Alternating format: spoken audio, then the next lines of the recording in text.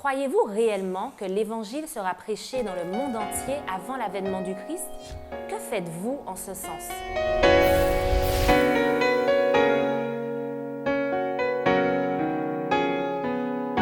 Bienvenue, chers amis, dans votre émission Autrement dit. C'est toujours un plaisir pour moi de vous retrouver afin de pouvoir échanger, partager des thématiques autour de la Bible. Pour répondre à nos questions aujourd'hui, j'ai le plaisir d'accueillir Bruno Delépine et Eddy Michel Carpin. Bienvenue à tous les deux et merci encore pour votre disponibilité. Alors, chers amis, nous avons étudié lors des précédentes études du trimestre qui s'achève presque, la méthode du Christ. Nous avons vu qu'il se mêlait aux gens, qu'il leur faisait du bien, leur témoignait de la sympathie, les soulageait également dans leur douleur aussi bien physique, spirituelle et psychologique également, qui gagnait ainsi leur confiance et qu'ensuite il leur disait « suivez-moi ». Mais est-ce une méthode qui peut encore s'appliquer aujourd'hui ou peut-on dire que cette méthode est obsolète? Je ne crois pas qu'on puisse dire que la méthode du Christ soit obsolète.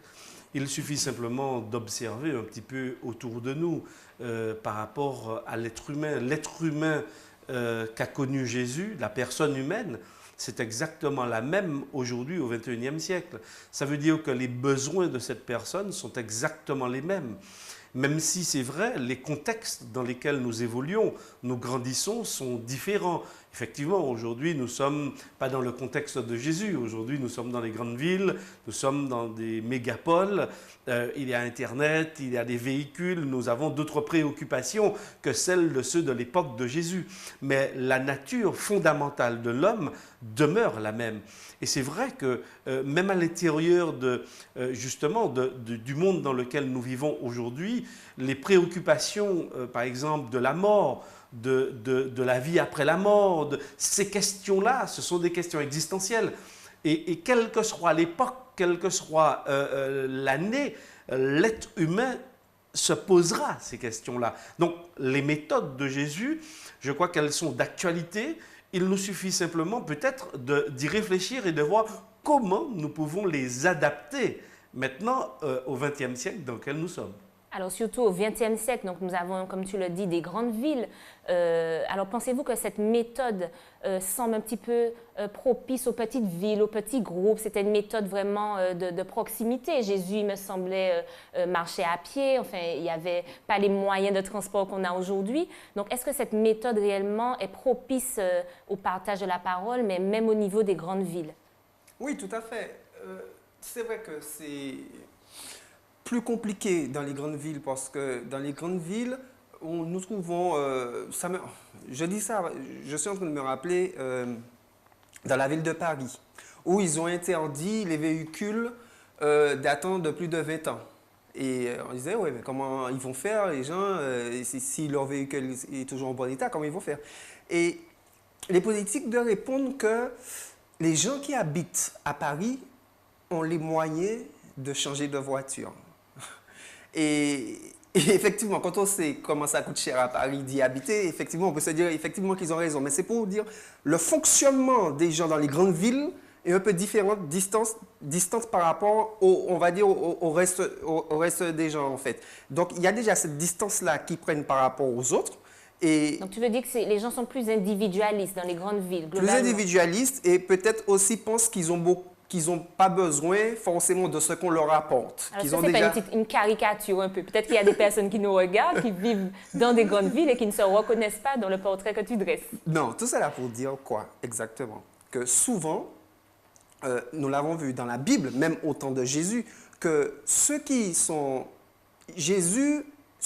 écoutaient, qui étaient attentifs à Jésus, c'est ceux qui ressentaient le besoin de Jésus, le besoin de ce que Jésus a apporté. Et souvent dans les grandes villes, nous avons des gens qui pensent qu'ils ont tout. Matériellement, intellectuellement, qui sont au top. D'ailleurs, le reproche fait à l'Église dans les derniers temps, c'est de se sentir ou de penser justement qu'elle soit au top, qu'elle ait déjà tout.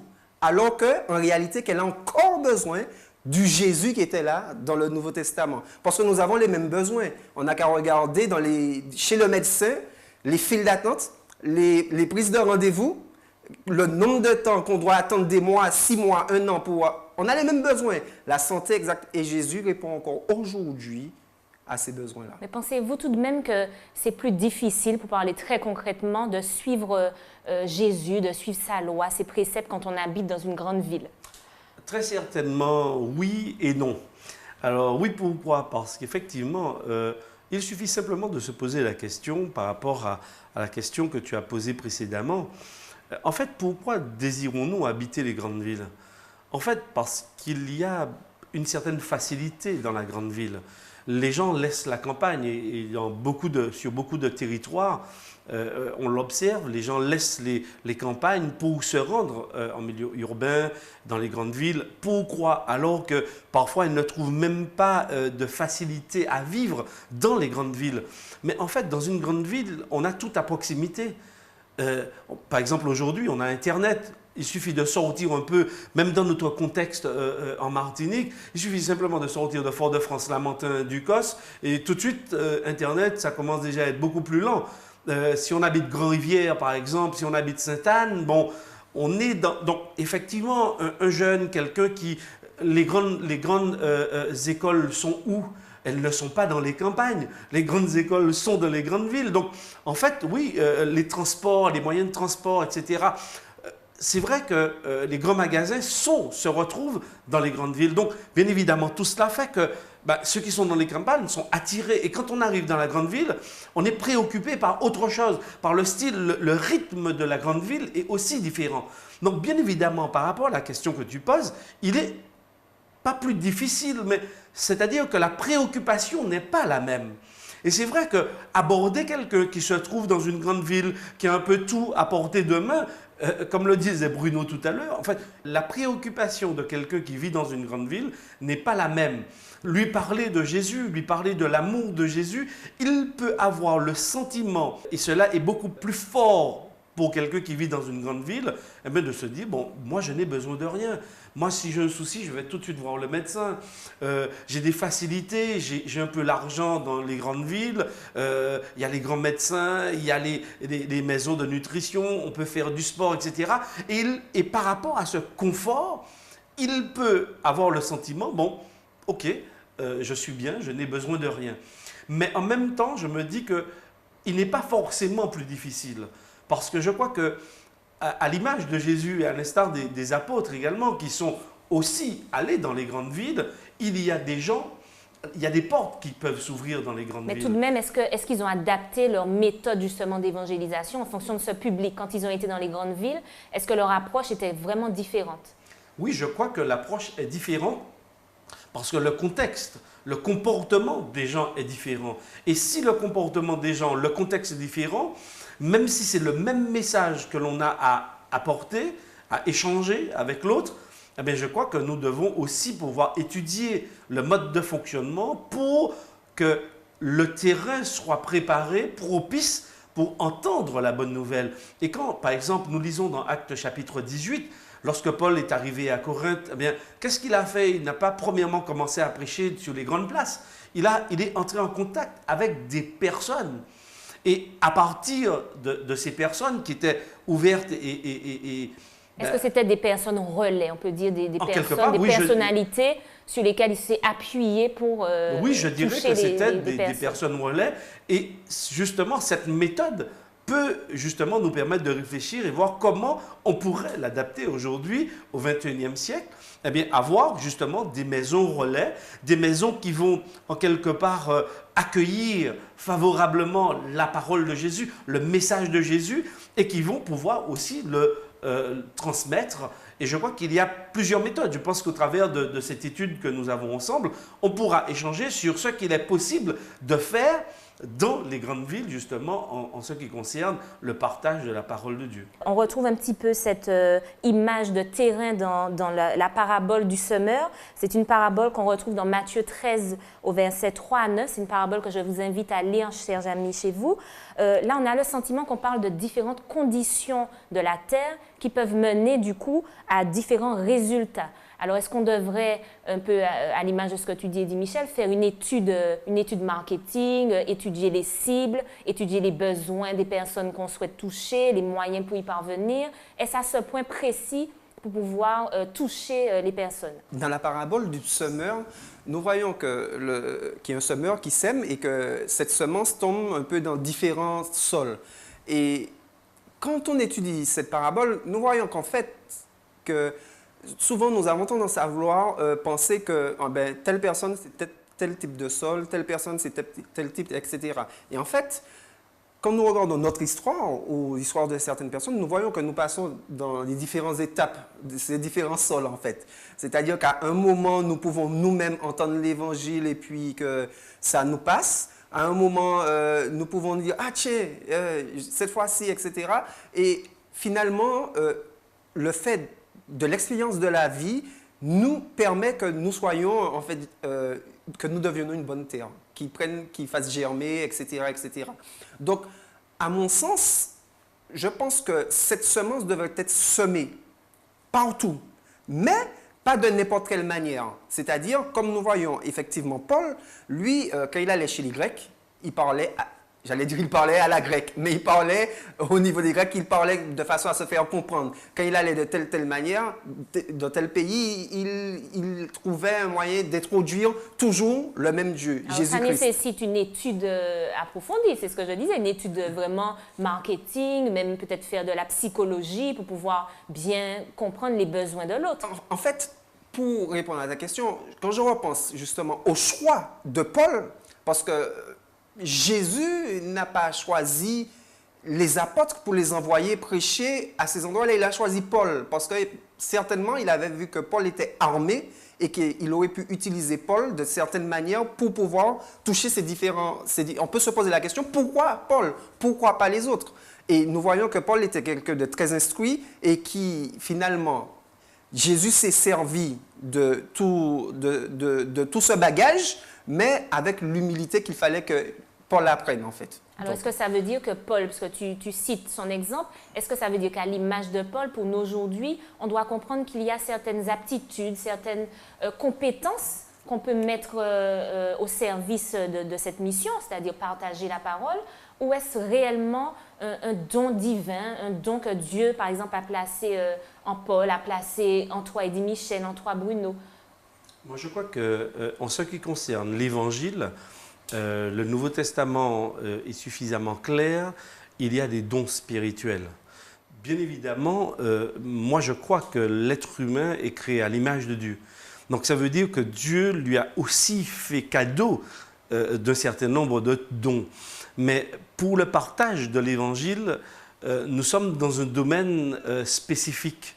Et il faut véritablement, de mon point de vue, avoir la direction de Dieu. Il faut avoir les yeux de Dieu, il faut avoir l'Esprit de Dieu pour qu'il nous éclaire, pour que nos yeux puissent s'ouvrir sur la réalité des besoins. On parlait, et tu posais la question tout à l'heure concernant des études marketing, la psychologie, etc. Tous ces éléments, ce sont des outils qui peuvent être mis au service justement de la compréhension des différents terrains, pour que l'objectif qui est accueillir favorablement la parole de Dieu eh bien, soit le résultat. Et donc, moi je crois que cette parabole d'ailleurs de Matthieu chapitre 13 est très intéressante parce que dans le contexte dans lequel Jésus va prononcer cette parabole, c'est vrai qu'il y a une certaine tension entre ceux qui disent que Jésus fait des miracles au nom de Belzébuth et d'autres, au contraire, qui accueillent favorablement le message de Jésus. Donc, c'est vrai qu'il y a une tension dans le texte, dans les différents chapitres qui précèdent et qui suivent.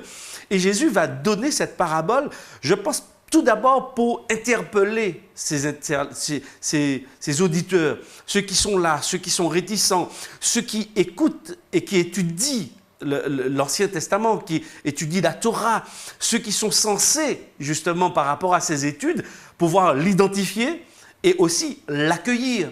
Donc Jésus est en train de les titiller aussi par rapport à cette parabole. Donc comme moi, je lis cette parabole, il y a tout d'abord cette interprétation, cette compréhension du texte, mais je la lis aussi dans le sens où le Seigneur m'invite à chercher à cultiver ou à mettre en œuvre le maximum de choses pour que le terrain soit propice à l'accueil du message qui est la bonne nouvelle de Jésus-Christ. Donc, dans le cadre dans lequel nous sommes au XXIe siècle, eh bien, tous ces outils, tous ces éléments, je pense, doivent contribuer justement à ce que le terrain soit le mieux préparé possible. On ne peut pas simplement se dire, et Bruno le disait, on a peut-être parfois tendance à dresser des barrières, à faire des catégories de personnes. Non, non, non. Le message de Matthieu chapitre 13 n'est pas là pour que nous fassions des catégories, mais pour nous faire réfléchir justement et nous dire, bon, si c'est dans un meilleur terrain que la plante et que la graine portent le mieux, eh bien, préparons les terrains pour que, eh bien, ça prenne peut-être le temps, mais que la graine semée puisse porter du fruit. Alors concrètement, comment préparer, nous qui avons envie justement de semer dans une bonne terre, comment préparer concrètement le terrain? En fait, il faut avoir un bon semeur. Alors, qui est le semeur? Est-ce que c'est chacun d'entre nous? Est-ce que c'est Jésus le semeur, le seul? Jésus, c'est le suprême grand semeur. Et pourquoi j'ai dit bon semeur? Parce qu'en fait, il est difficile en fait justement de voir quel type de terrain on a en face de nous.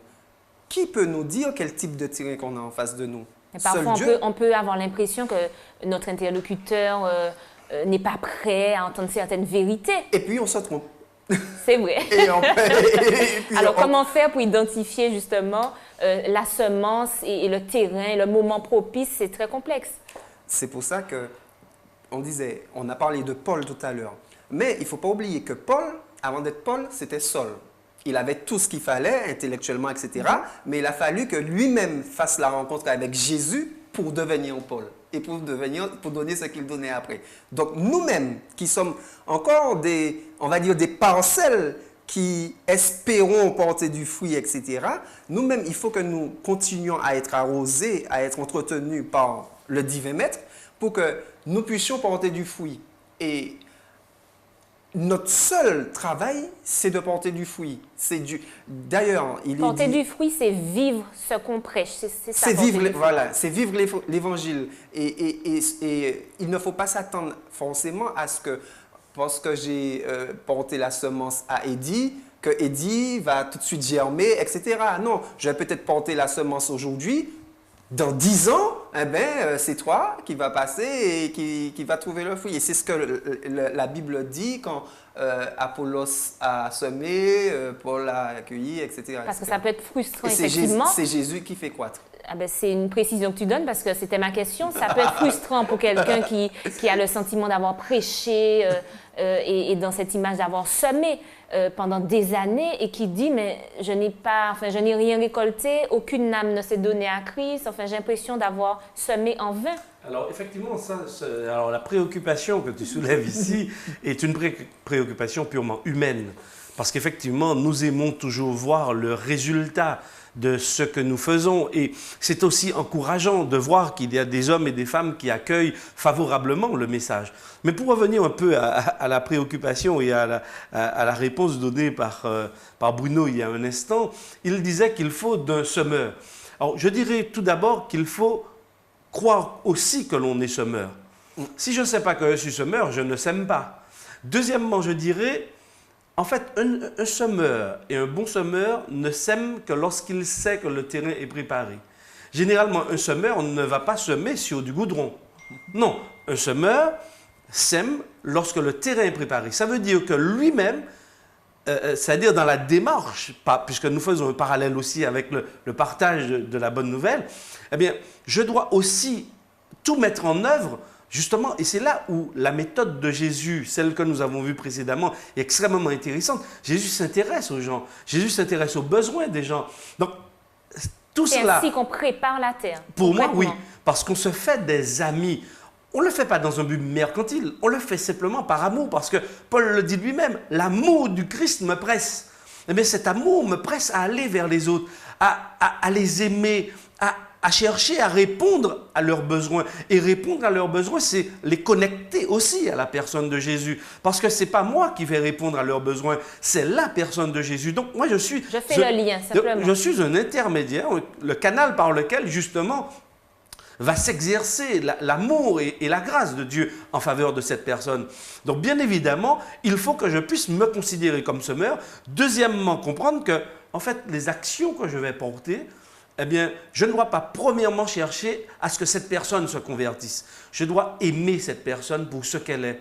Apprendre, et le Seigneur, chemin faisant, eh bien, va faire très certainement que cette personne, à un moment donné, sera touchée par sa grâce. Et elle-même, elle se donnera à Jésus. Et c'est un peu ce que Bruno disait tout à l'heure. Donc, je crois que oui, résultat, c'est important, mais ce n'est pas premièrement ce que nous devons rechercher. On n'a pas une obligation de résultat, mais de moyens. C'est de semer.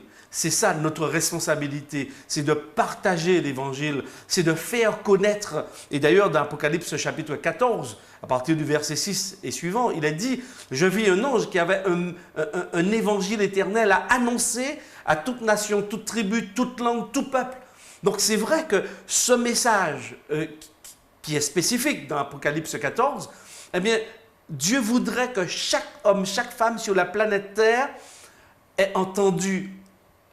Mais le message ne dit pas que chaque homme, chaque femme va accueillir et va changer de direction par rapport à cet évangile. D'accord?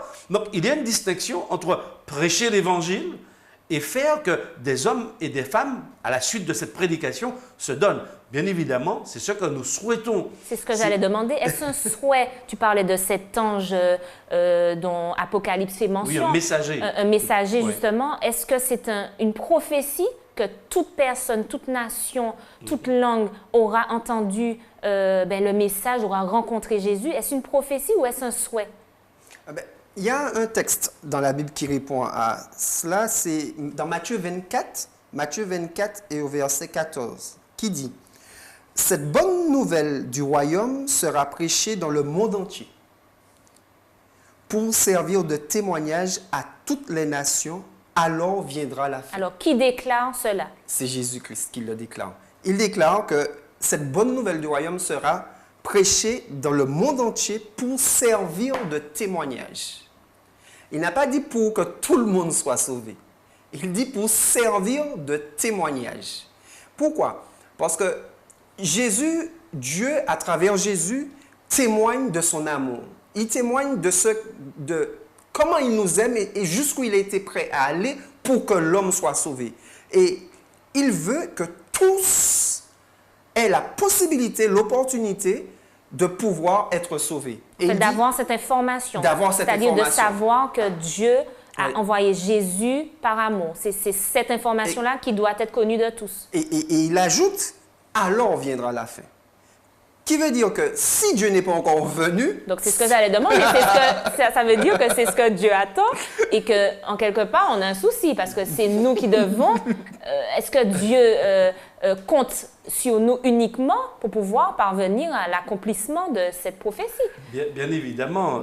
Permets-moi de revenir un peu sur le livre de l'Apocalypse, au chapitre 14, à partir du verset 6.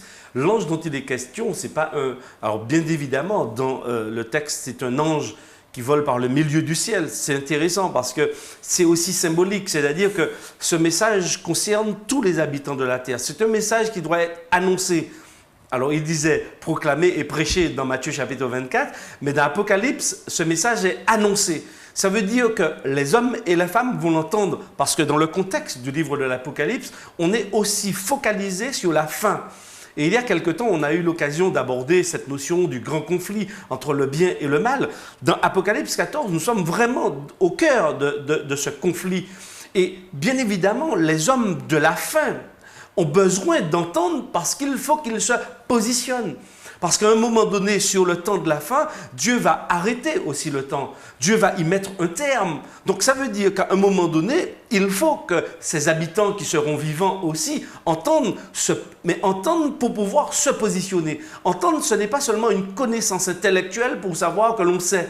C'est entendre pour décider, comprendre, mais aussi se positionner, décider du choix de vie et du choix du maître de vie que l'on aura. Donc une fois que chaque habitant de la terre aura entendu, se sera positionné, alors Christ reviendra. C'est ce que vous êtes en train de dire. Alors, je ne le dirai pas en ces termes, mais moi je crois que oui, il faut qu'ils l'entendent. Et c'est pourquoi d'ailleurs nous voulons passer aujourd'hui sur Internet. Parce que Internet fait qu'il n'y a plus de frontières. Alors bien évidemment, c'est un monde francophone que nous allons toucher par le biais de cette émission, mais heureusement, il y a d'autres émissions, il y a anglophones, hispanophones et avec toutes les autres langues. Pourquoi? Parce que justement, dans les grandes villes, eh bien, ces hommes et ces femmes, parfois qu'il est difficile de toucher de personne à personne, mais par le biais de la télévision, par le biais d'Internet, eh bien, ces personnes, chez elles, peuvent entendre, peuvent recevoir, peuvent être interpellées. Et donc, c'est vrai que tous ces éléments sont aussi importants dans le cadre dans lequel nous sommes. Pourquoi? Parce que l'adversaire, il est là. L'adversaire sait qu'il n'a plus de temps. Et il y a un retour dans Apocalypse 14 à l'adoration de Dieu, à sortir véritablement de ce contexte de Babylone qui est tombé, Babylone qui est aussi symbole de perdition. Donc il faut sortir de ce carcan, de ce moule et de ce modèle de pensée pour revenir à Dieu, parce qu'il y a une question d'adoration qui bien évidemment va entraîner quoi? Notre salut, ou de l'autre côté, si nous adorons le mauvais maître, eh bien aussi notre perte. Donc c'est un message extrêmement urgent et capital, je dirais, et donc, moi, je me sens interpellé aussi par ce message. Lorsque je lis la Bible, lorsque Dieu me permet d'avoir cette perception et cette compréhension de cette urgence, eh bien, je me dis, je dois être à mon tour un semeur qui sème, qui annonce pour que des hommes et des femmes se positionnent. Pensez-vous qu'un chrétien doit également pouvoir évoluer avec son temps, pouvoir adapter son attitude, son discours pour pouvoir être plus poignant, plus percutant et vraiment toucher les gens? Oui, tout à fait. Et pour revenir encore à Paul, il y a cet exemple que beaucoup j'aime avec Paul, c'est quand il est arrivé chez les Grecs, il était en train de les regarder et pour introduire justement son discours et pour parler de Jésus, il dit ça, il dit ceci, il dit: je vois que vous êtes très spirituel chez vous, vous avez différents dieux et je vois même que vous avez une statue où il est fait mention d'un Dieu inconnu. Eh bien, c'est de celui-là que je suis venu vous parler. Et nous voyons que Paul avait cette faculté de pouvoir attirer l'attention de chaque auditoire et en improvisant pour les toucher en fait. Et Dieu, par l'intermédiaire de son Saint-Esprit, peut nous permettre de faire la même chose. C'est-à-dire, s'il faut, parce qu'aujourd'hui nous entendons parler de cloud, tous ces iCloud, etc., etc. Ce que Dieu veut aussi, c'est que nous soyons dans le cloud avec lui, dans les nuages qu'il va revenir. Donc, il nous faut ça veut être dire aussi... qu'il faut aussi utiliser les moyens de communication qui sont mis à notre disposition. Partout. Et c'est pour ça que... Il faut inonder la toile, utiliser les réseaux sociaux, etc. Il faut inonder puisque nous ne connaissions pas nécessairement quelle est la bonne terre. Et la bonne terre, c'est Dieu qui connaît. Et Dieu sait ce dont il faut, ce dont on a besoin pour toucher chacun. Il faut d'Internet, il faut de celui qui... Il faut de tout pour que l'évangile passe partout. Tout à fait. Aujourd'hui, il est difficile pour des questions de sécurité. Je vois que dans certains pays, on supprime tous les rassemblements. Les gens ont peur, ils se sécurisent à la maison. Donc, bien évidemment, il est difficile dans certaines grandes villes de mettre en place de façon littérale ce que Jésus a mis en place. Mais je crois que par le biais justement de la toile, par le biais des télévisions, eh bien, il est possible d'atteindre ces personnes-là et nous pouvons aussi investir dans ces moyens pour que justement le nom de Jésus soit connu et que des hommes et des femmes, comme je l'ai dit tout à l'heure, se positionnent. Parce que l'objectif, c'est cela. L'objectif, ce n'est pas d'avoir une connaissance intellectuelle de Jésus, mais c'est de voir comment Jésus peut transformer la vie, comment Jésus peut nous donner l'espoir, même là où il y a chômage, là où il y a maladie, là où il y a difficulté, de voir que Jésus répond à nos besoins les plus intimes et les plus parfois même superficiels. Mais Jésus, il est là et il nous aime par-dessus tout. Alors, c'est une belle conclusion, Eddy Michel. Merci pour cet échange. Merci également à Bruno. Merci à vous, chers amis, de nous avoir suivis. Rendez-vous au prochain numéro d'Autrement dit.